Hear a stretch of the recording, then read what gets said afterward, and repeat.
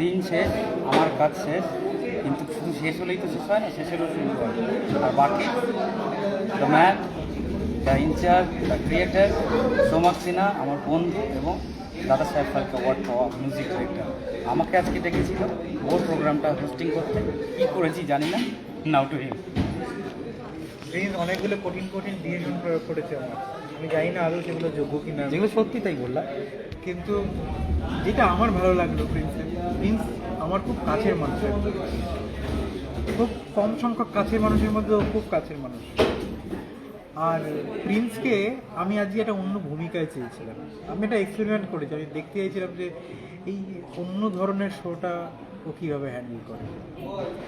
কারণ কি ওটা শুধুমাত্র একটা শো তো না, এর মধ্যে ক্লাব করা আরও অনেকগুলো শো ছিল, একটা ফ্যাশন শো ছিল, আবার একটা মুভি ট্রেলার ছিল। তো এই তিন রকমের জিনিসকে আবার ফেলিসিটির জন্য ছিল, সেগুলোকে মার্চ করে সাবলীলভাবে নিজের মতন করে ও যে একটা শোকে পরিচালনা করেছে, এটাতে বোঝা যায় যে ও কতটা দক্ষ। সব থেকে বলার বিষয় কিন্তু এটা কিন্তু আমার ফার্স্ট স্টেজে অ্যাজ এ অ্যাঙ্কার।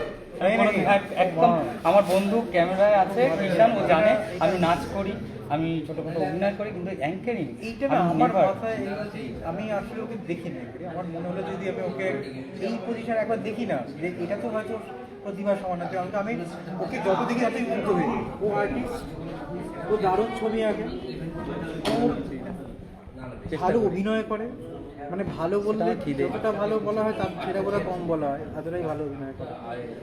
ডান্সও দারুণ করে, মানুষ হিসেবে সবচেয়ে ভালো, একজন খুব ভালো ব্যবসায়ী।